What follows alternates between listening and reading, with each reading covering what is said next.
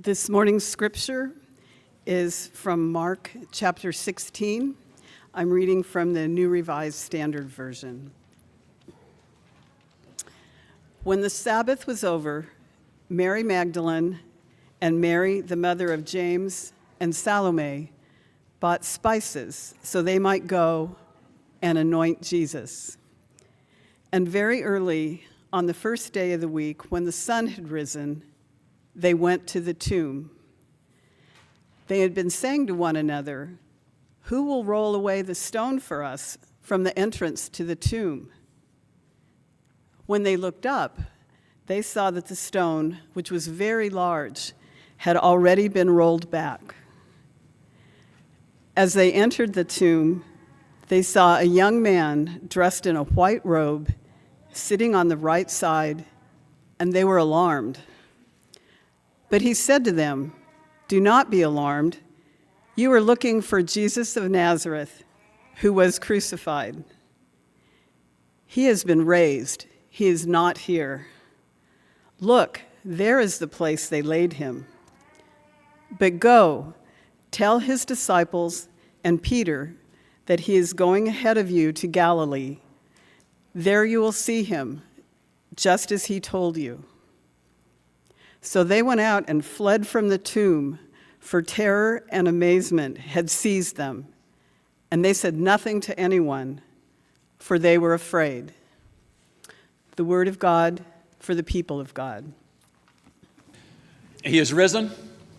He is risen indeed. It's a privilege to be with you, always a joy to get to preach on an Easter morning. And as your interim pastor, it's probably safe to assume, well, this could be my only Easter with you. We don't know for sure. But here I get to preach and say good morning on this holiest of mornings. One of the things I'm excited about this year especially, that one of the vagaries of my career has been tonight, since this afternoon I'm going to drive up to Seattle. Tonight will be the first time I share Easter dinner with my dad, the first time in 48 years. And so, Dad, I think you're watching. I should be in about 3 or 3:30, something like that. It's great to be with you on a joyous Sunday. Do you know about tiny desk concerts on NPR? Raise your hand if you've ever seen these. Oh my gosh, good. I commend them to you. These are concerts that take place in an area smaller than the chancel here, usually with a bunch of reporters around holding iPhones and things. Artists who are accustomed to being on much bigger stages with much bigger productions instead in a very intimate setting. Peter Frampton, whose guitar solo in Do You Feel Like We Do is the best guitar solo of the 1970s. I'll fight anyone on this. We can talk about it at coffee hour, what the other candidates are. Picture him with that huge setup, only now just an acoustic guitar, just sitting literally behind a desk with a bunch of stacks of papers around him, just singing, "Baby, I Love Your Way." The intimacy of it, extraordinary, beautiful. One of the greatest concerts I've been to is Death Cab for Cutie at Red Rocks. Where are the Neils? You guys got to get to Red Rocks. It's the best outdoor concert setting. They were huge and immense, overwhelming, spectacular. The desktop concert, just them acoustic in a small environment, and get to hear Ben Gabbard sing, a very different gig indeed. Dave Matthews, the band, his drummer, has the largest drum set you've ever seen and makes excellent use of it.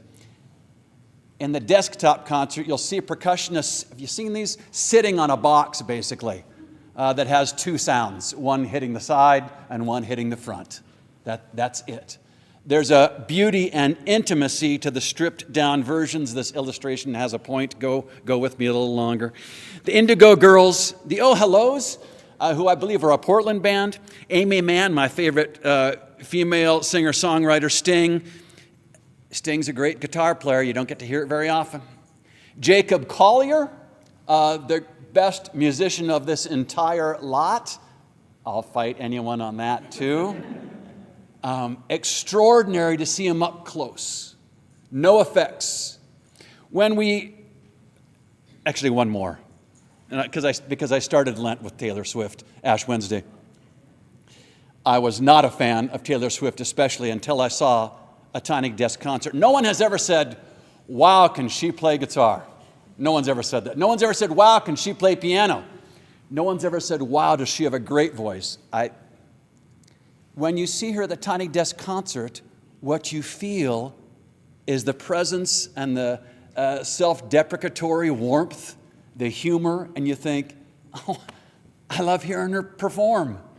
It's an entirely different gig. When you get to the studio, right, then you can have auto-tune. People like me need auto-tune. We should set auto-tune up for the sanctuary, where you program a computer to only take signals through in the 12 steps of our scale. Anything falling flat or sharp is forced into those, right? So anyone can be a great singer with auto-tune. You don't have that live typically. You get to do overdubs. Record yourself singing and then record the same thing again, and it sounds even bigger and fatter and more magnificent. And you get to have your bass come in as big as you want with compression, which has been a huge deal in the last 20 years especially. You take off the high end of things, the most brash cymbal distortion, and that means you can boost everything else and make it louder. The reason why when you're sitting in your car, the guy next to you's car stereo is so loud, it's thumping, it's because it's all compressed and it's right there. It's all in your face, right? There's not as much dynamic range. That's not available in the stripped down version where you get a sense of the soul of a performer. I'm a child of the 70s. I was around in the 60s, but I wasn't paying attention. So the music that first turned me on to music was all heavily produced, heavily studio augmented. This is Genesis and Yes and Emerson, Lake and Palmer and Supertramp. Magnificent recordings, very much worked with. If you have a recording of Elvis in the Sun Studios in the 1950s, it's the opposite. It's worth a fortune because you just get to hear Elvis, maybe a little out of tune, not the best sounding guitar, not the greatest mics. It's a different gig in stripped down versions, which is where we are today. We are in Mark's stripped down earliest resurrection account. It is utterly canonic and determinative. Everything else is built upon it.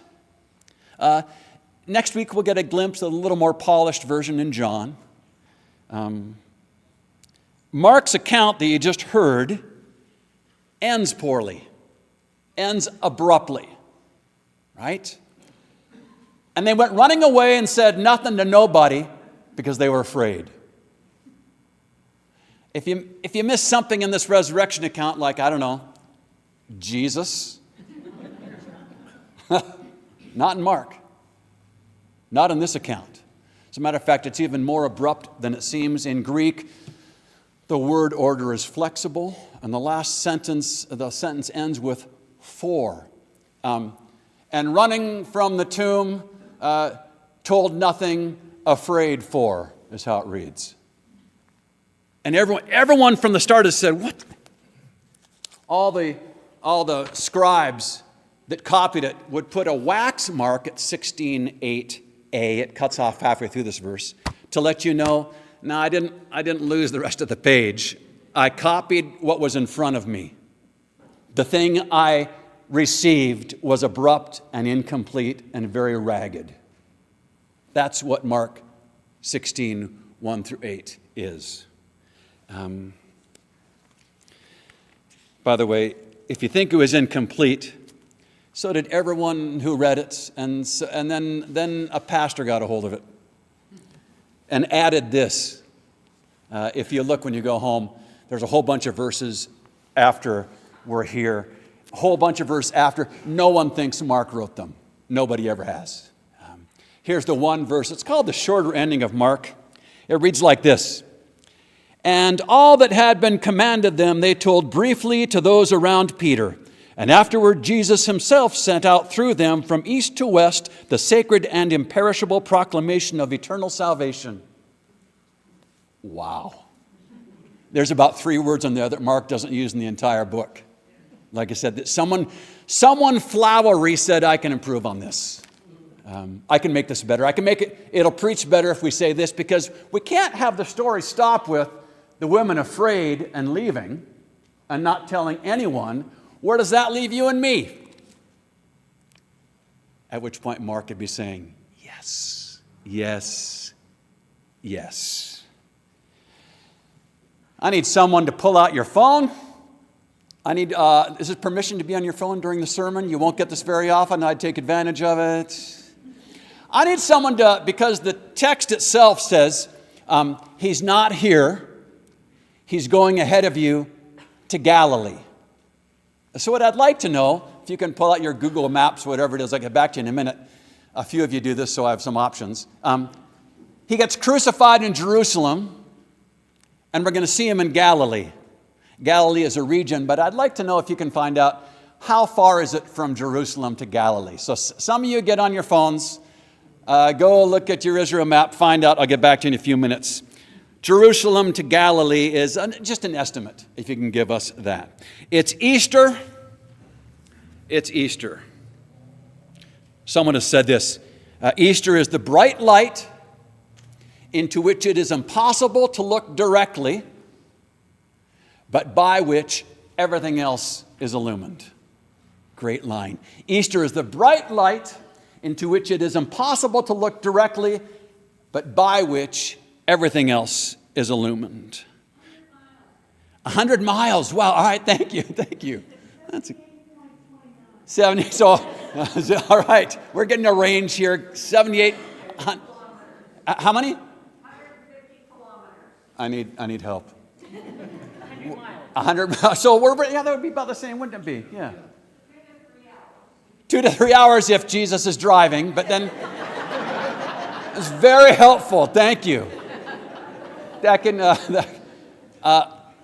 Oh, by the way, then let's do this. Sorry, get on your phones again. Someone else finds something that would be interesting that we'd all know where it is. That's about 70 or 100 miles away from here. You can just do that and raise your hand and get back to me. I'll get back to my sermon. You find something from here that's 75 or 100 miles away, just to give us a sense of how far. This bright light, there's more mystery this morning than you are accustomed to. Visitors who don't come to Easter very often, I apologize. This is a very different sermon that you've never heard. Longtime members, it may well also be something very different than you've ever heard on Easter morning. Don, it already is. We had Death Cab for Cutie. So I apologize for that. Except that what I want to explain to you is the Christian tradition has far more integrity and intellectual rigor than we give it credit for. There's a great deal of mystery this morning, but what's also true, there's a deep theology and a deep faith element that our culture ignores when it comes to Easter. Rohr says this. We've been reading Richard Rohr's Falling Upward. That's a spirituality for the 2 halves of life. It's really for the second half of life. This is not a first half of life Easter message. He says, true faith is deep and not easy. The book's so hard, as a matter of fact, that I've needed you a number of times when we talk about it after church. You're really helpful. Your wisdom and deep spiritual roots for this disciple has been extremely helpful. Rohr says about the light, the closer we get to the light, it's a great line, the more clear our shadow. Wow. The closer we get to the light, the more clear our shadow. The shadow he wants to talk about especially is a false positivism, an eagerness for simple black and white truths, for simplistic, triumphalistic faith. He says second half of life requires something else. Our own tendencies. We don't want to face doubt and mystery, a chance of not being the only ones in the world who get it right. This is the challenge of getting close to the light. Most of the Easter sermons I've heard say something like this. The Easter event is that clear, black and white, obvious event that you either affirm or you're not a Christian. The Easter event is a simple, videotapable happening that is the core, and if you don't say yes to it, you're out. I want to tell you today that's not what the Bible teaches anywhere, and it's not what orthodoxy requires. We're invited to something much more in all of the texts. This is awkward, I know. I know. Easter is the bright light into which it is impossible to look directly, but by which everything else is illumined. When my kids were small, elementary, we are coming out of church one night in Boise, and we saw a searchlight that they had never seen. What was that in the sky?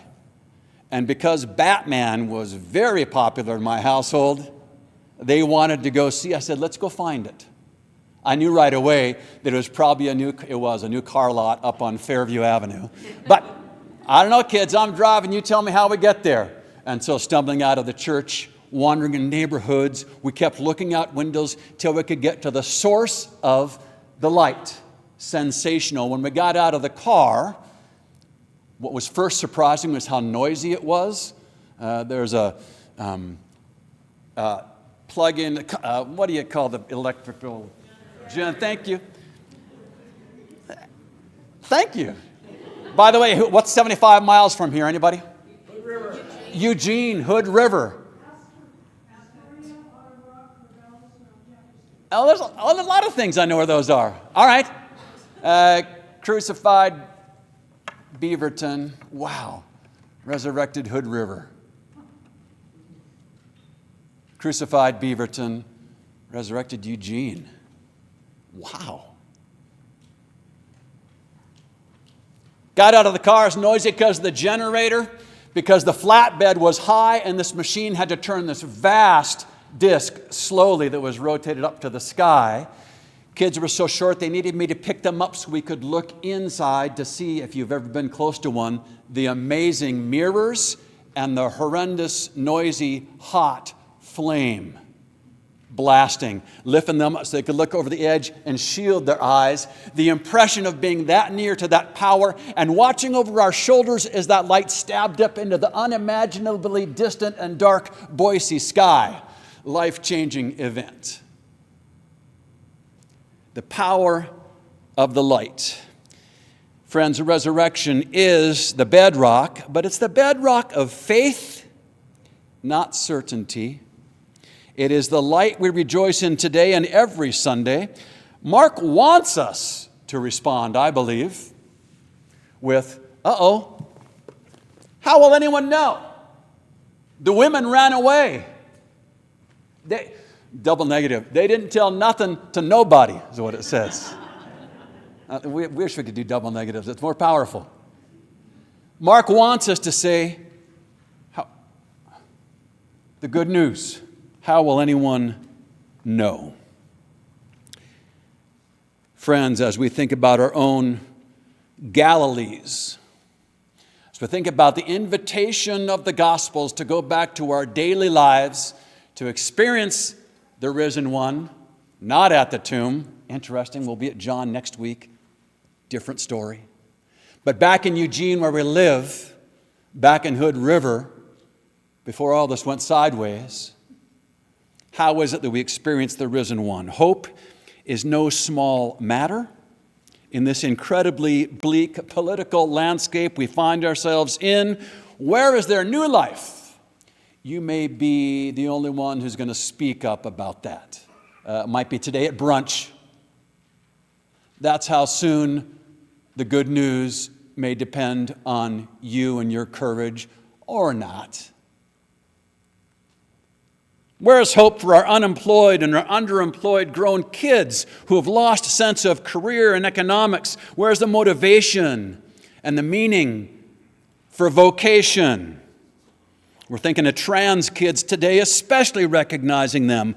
Where is their hope? Who is their hope? Since everyone else is running away scared, for our aging parents facing isolation, for all of us aging, where is the hope? Many will not speak about it. This isn't easy. For people of color who see so much in American Christianity, the worst and most regressive racism, the denial, the frantic scrambling to get back to the good old days. What do we have to say here about a chance for new life? When the worst of the worst in our country seem often to have the tag Christian on them, and we just want to hang our heads,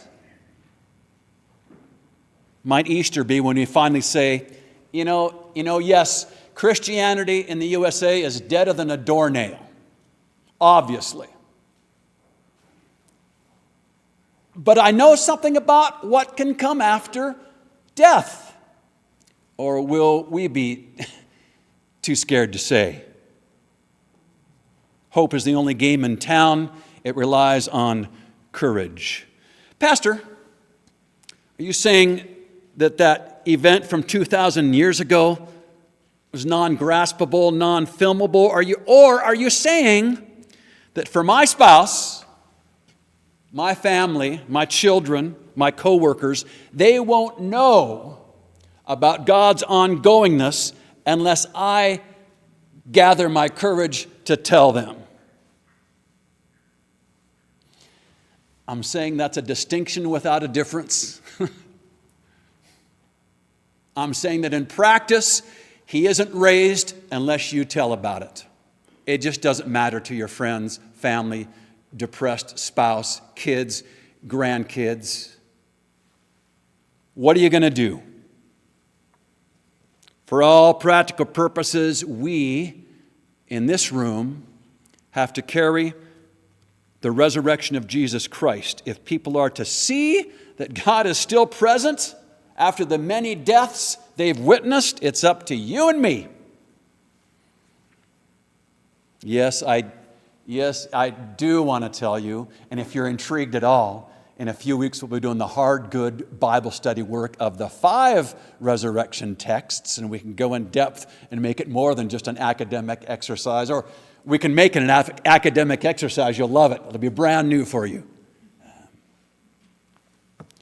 But mainly, rather than talk 2,000 years ago, I want to talk about how he lives, because I talked to him in the car on the way to work this morning like I always do. And she's on the trail with me many, many mornings up on Cooper Mountain. The risen one is in our midst. I feel her when we are together, when you sing, when you speak, when you pray in a few minutes. That ongoingness in a progressive congregation arguing against all odds. That's us. We see him, we know him, because we recognize his voice. He's risen. He is risen. He is risen. He is risen.